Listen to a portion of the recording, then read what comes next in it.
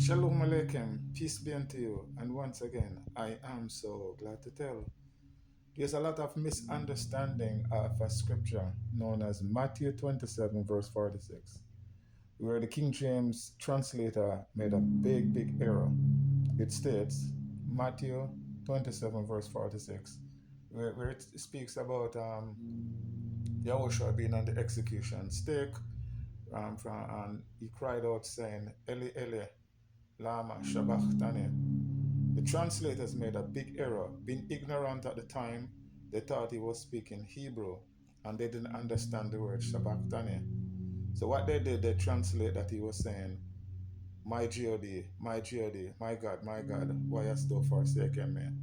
Now let me tell you, if that's what the Messiah was saying, that would have been blasphemy because the Father cannot forsake his Son. Okay? And Messiah said it over and over. Whatever the Father tell him to do, that is what he do. He and the Father are one. Whatever the Father instruct him to speak, that's what he speak. And he always do the will of his Father. So there's no way his Father could have forsaken him. Okay? That's not what it meant.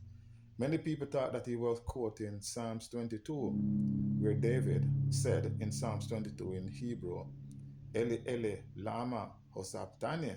Now that is correct. That means my El, or my God, why hast thou forsaken me? That's correct. But that's not what the Messiah said. The Messiah said, Eli Eli, lama Shabachtani. The word Shabachtani that Yahushua spoke in Matthew 27:46, and in Psalms 22, David talk about Ozabtani are two different words. The word Shabachtani does not exist in Hebrew. It's an Aramaic word that means kept me. So what the Messiah was saying before he died, he was saying, my Eloah, for this was I kept. In other words, this was the destiny for me to die for my people. Okay? If you look at the following verse after Matthew 27:46, if you look at Matthew 27:47, right after he made that statement, Eli Eli, lama Shabachtani, it said, some that stood by said, this man is calling for Elijah. Now, Elijah is an English word. There was no J in Hebrew or Aramaic.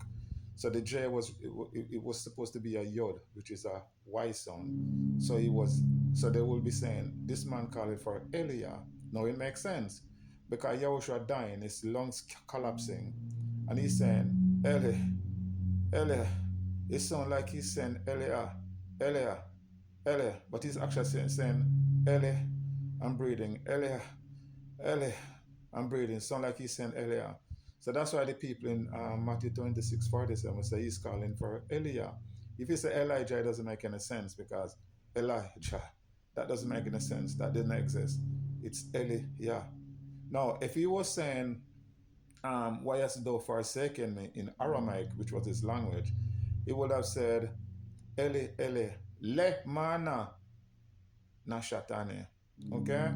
The word leshana, lemana means why in Aramaic. Okay? And if he was saying forsake me, it will be nashatani.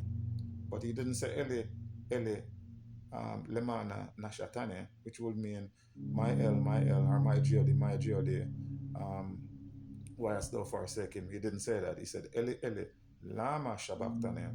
And it's a reason why the translator left that phonetic Aramaic sentence intact, because it was up for interpretation.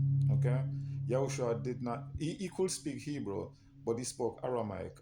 This has been proven by archaeology and the writings at the time, and historically too. If you go back to, let's say, the book of Nehemiah, or Nehemiah, chapter 8, from verse, I would say from verse 7, I think, to 8, we talk about, let me find it, the children of Israel. All right, here it is. Nehemiah chapter 8, verse 7. And Yahushua and Bani and Sherebiah, Yamim, Jacob, Shebathai, Chodia, Maaseiah, Chaita, Azariah, Yochzabad, Hanan, Peliah, and the Levites caused the people to understand the Torah while the people were in their place. And they read in the book of the Torah of Elohim, translating to give the sense and cause them to understand the reading. So what happened when the children of Israel came back? in the 5th century BCE. They couldn't speak Hebrew anymore. Hebrew was a dying language. Coming from Babylon, the language that they grew up in was Aramaic.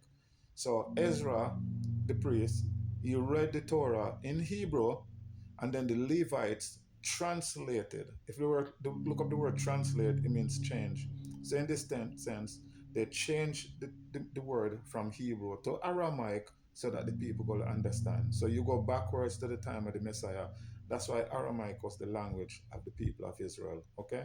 And when they executed Yahushua on the stake, the cross, they wrote on it above his head on a placard in 3 languages. It was Aramaic, Latin, and Greek. The reason why they did that because Aramaic was the language of the people, so they want the people to understand the accusation or the charges. The next language was Latin. Why? Because Latin was the official language of the Roman Empire. Okay? And then Greek was the language of commerce. So it was written in Aramaic, Latin, and Greek. In some manuscript, they'll say Hebrew, Latin, and Greek. It's not true because the scholars at the time, they were ignorant of Aramaic. So when they see Aramaic, they thought it was Hebrew, but they didn't speak Hebrew. No, there were people who could speak Hebrew, like the Levites, etc. But the common people, they couldn't speak Hebrew anymore. So yes, Matthew 27:46. That's what the Messiah said. Eli Eli, lama Shabachtani. My El, or my Eloah, my Eloah. For this reason was I kept. In other words, he was saying this was my destiny. Okay? Shalom Aleichem. Peace be unto you. And once again, I am so glad.